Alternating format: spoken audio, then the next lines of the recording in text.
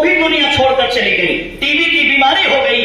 1 वर्ष तक बाबा साहेब घर वापस नहीं आए, अपने पत्नी का इलाज नहीं करवा पाए और माता रमाबाई भी चली गई।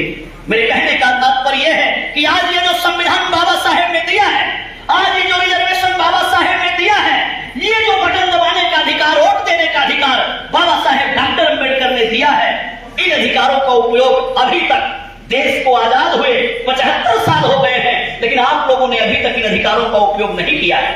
इन अधिकारों का उपयोग यदि आप लोग करते तो आप गरीब नहीं रहते, आप लाचार नहीं रहते, आप अशिक्षित नहीं रहते और आप लोग ट्रेन की बोगी में भर के आप दूसरे प्रांत में आप मजदूरी करने के लिए नहीं जाते। आपके बच्चे 8,000 7,000 की नौकरी करते हैं। अरे इतना ही नहीं, मैं दिल्ली में बता रहा हूं, जो दूसरे मजदूर हैं वो बिहारी कहकर उनकी बुराई करते हैं, गाली देते हैं, क्योंकि वो मांगते हैं 15,000 18,000 और हमारा बिहारी भाई जाता है वो 7-8 हजार में ही ज्वाइन कर लेता है। क्यों ऐसा करता है? क्योंकि बिहार में घोर गरीबी है, बिहार में घोर लाचारी है, बिहार में शोषण और दमन है। तो ये शोषण और दमन के जो जिम्मेदार हैं, आप उनसे लड़ते नहीं हैं, आप फॉरवर्ड बैकवर्ड करते हैं।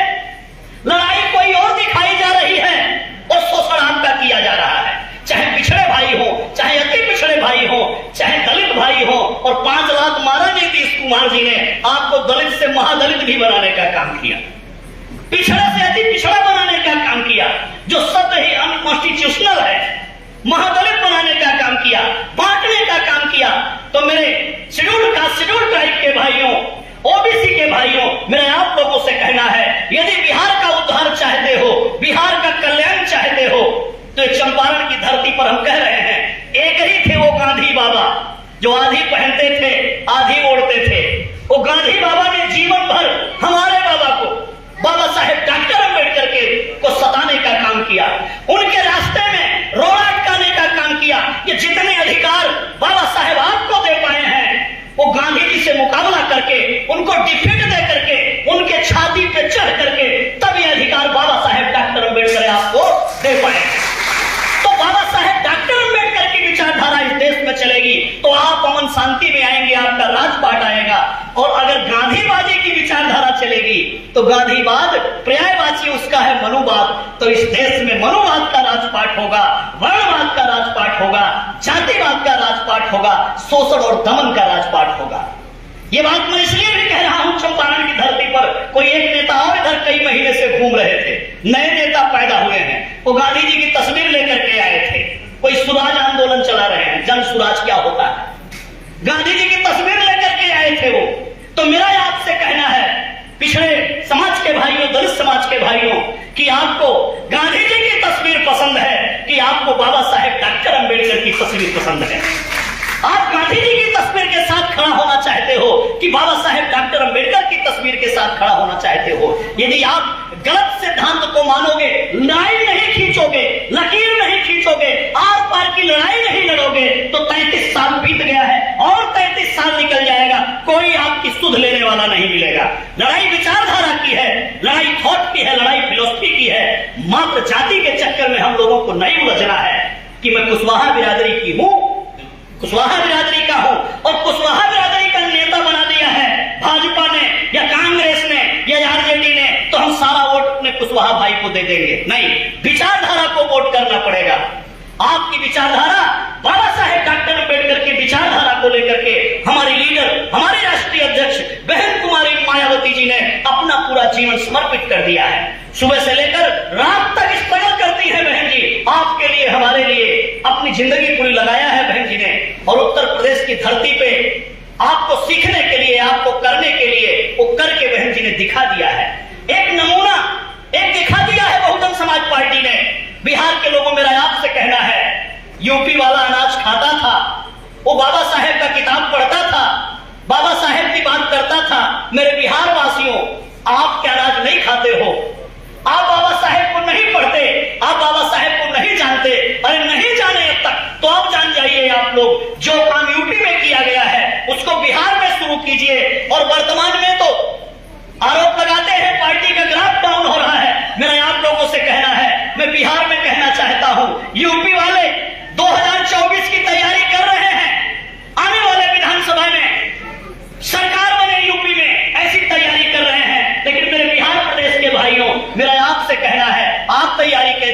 करेंगे? आप तैयारी क्यों नहीं करेंगे?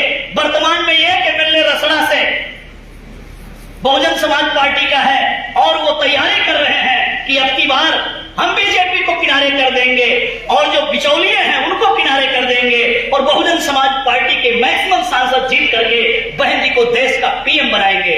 तो मेरे बिहार प्रांत के भाषियों, आपका भी एक विधायक जीता था, एकदम मजबूत लगा नीतीश कुमार जी को। हमारा एक ही विधायक इनके 44 पर भारी था। बीएसपी का एक ही विधायक इनके 44 के बराबर था। अरे भाई, एक एमएलए से तो सरकार में बिगड़ रही थी ना बन रही थी। हमारे एक एमएलए को जो हमने चैनपुर से जिताया, जमा खान को, उसको मोटा पैसा देकर कोई 50 करोड़ बताता है, 35 करोड़ बताता है, इतना पैसा दिया और साथ में उसको मंत्रालय दिया, लेकिन बहुजन समाज पार्टी के एमएलए को उन्होंने खरीदने का काम किया। इतनी मजबूत बीएसपी उनको लगती थी कि बीएसपी को रोकना जरूरी है। इसीलिए मैं एक बात कहता हूं, ये पता नहीं क्या ठगबंधन गठबंधन बनाने जा रहे हैं। इनकी लड़ाई भाजपा से नहीं है, ये तो खुद ही भाजपा के पुत्र हैं, ये तो खुद ही भाजपा की गोदी में बैठते हैं, उतरते हैं, खेलते हैं भाजपा की गोदी में। इनकी लड़ाई भाजपा से नहीं है। इन लोगों की लड़ाई अगर किसी से है तो देश की नेता बहन कुमारी मायावती जी से है। ये बहन जी से लड़ रहे हैं, ना कि भाजपा से लड़ रहे हैं। और भाजपा से अगर कोई लड़ रहा है इस देश में तो बहुजन समाज पार्टी लड़ रही है। हमारी नेता बहन कुमारी मायावती जी भाजपा से लड़ रही है, क्योंकि जिन बातों को भाजपा लेकर के चलती है, जिस हिंदू मुसलमान को कहकर के देश का वोट भाजपा जी लूटने का काम करती है, उसी के पाले में कांशीराम साहब ने कहा था कि कांग्रेस और बीजेपी ये दोनों एक ही सिक्के के दोनों पहलू हैं। ये दोनों एक ही सिक्के के पहलू हैं। चोर चोर मौसेरे भाई हैं। कोई फर्क नहीं है भाजपा और कांग्रेस में। जो काम पहले कांग्रेस पार्टी किया करती थी वही काम आज भारतीय जनता पार्टी करती है। नीतीश जी या तो भाजपा के साथ रहेंगे और या तो तेजस्वी के साथ रहेंगे। तेजस्वी जी किसके साथ खड़े हैं? वो कांग्रेस पार्टी के साथ खड़े हैं। तो ये दोनों नाटक नौटंकी करते हैं, उसी बीजेपी उसी कांग्रेस को सपोर्ट करने का काम करते हैं। अगर लड़ाई लड़ते हैं तो ये दलितों से लड़ाई लड़ते हैं, अति पिछड़ों से लड़ाई लड़ते हैं, बहुजन समाज पार्टी से लड़ाई लड़ते हैं और हमारी नेता बहन कुमारी मायावती जी को डिफीट देना चाहते हैं। इसलिए आपको लकीर खींच के काम करना पड़ेगा, डिसाइड करके काम करना पड़ेगा, फॉरवर्ड बैकवर्ड के चक्कर में नहीं पड़ना पड़ेगा। हमारी पार्टी का नारा है, हमारी बहन जी ऐसा बोलती हैं, सर्वजन हिताय सर्वजन सुखाय। हमें सर्व समाज को पार्टी से जोड़ना होगा। हमें 85% वालों को तो पहले जोड़ना होगा, लेकिन जब आप अपना मजबूत कर लीजिए तो हमें अपर कास्ट के लोगों को भी आह्वान करना होगा, उनको भी बुलाना होगा, तब हमारी पार्टी मजबूत होगी, तब हम लोग आगे बढ़ पाएंगे। सम्मानित साथियों, 2024 आने वाला है। गली गली में कुछ कुर्ता पहन करके छुट भइये नेता आपके दरवाजे पे आएंगे। बहुजन समाज पार्टी ने साहब ने बहुत कैडर दिया है। 1982 में जब पूना पैक्ट के 50 साल पूरे हुए तो कांशीराम साहब ने एक किताब लिखी, एन एरा ऑफ स्टूजेज, चमचा युग नाम की किताब लिखी। और ये जो चमचे घूमते फिरते नजर आते हैं, बड़ा चमचा, छोटा चमचा और चम्मची जो होती है, इन सब के बारे में कांशीराम साहब ने बताया हुआ है। इन चमचों से सावधान रहना है, अपने संगठन को बनाते हुए उनसे घबराना नहीं है। इनके बारे में बीएसपी ने नारा लगाया था, चमचो चमचागिरी छोड़ो, बीएसपी से नाता जोड़ो। चमचो चमचागिरी छोड़ो, बीएसपी से नाता जोड़ो।